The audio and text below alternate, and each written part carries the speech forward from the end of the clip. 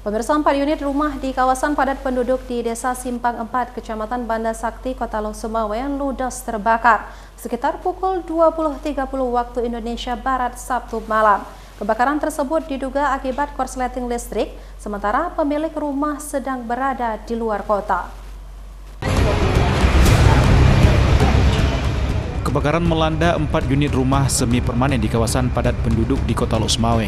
Api dengan cepat menyebar hingga ke rumah di sampingnya karena bangunan rumah berkonstruksi kayu Sabtu malam 8 Juni 2024.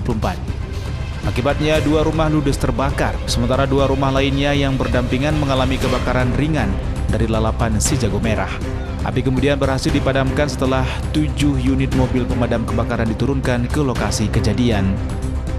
Petugas pemadam kebakaran memadamkan api selama kurang lebih 1 jam. Sejauh ini belum diketahui pasti penyebab kebakaran tersebut, namun kuat dugaan kebakaran terjadi akibat korsleting arus listrik. Salah seorang saksi mata, Muhammad Roiza, mengatakan kebakaran pertama diketahui oleh teriakan anak-anak dan saat itu api semakin membesar.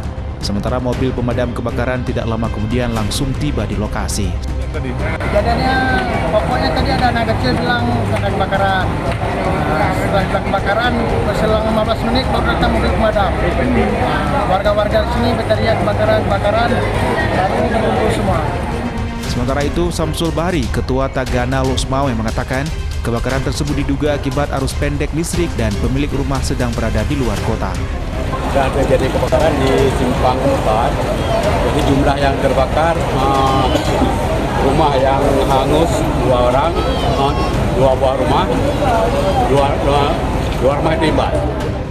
Tidak ada korban jiwa dalam peristiwa tersebut, namun kerugian ditaksir mencapai ratusan juta rupiah.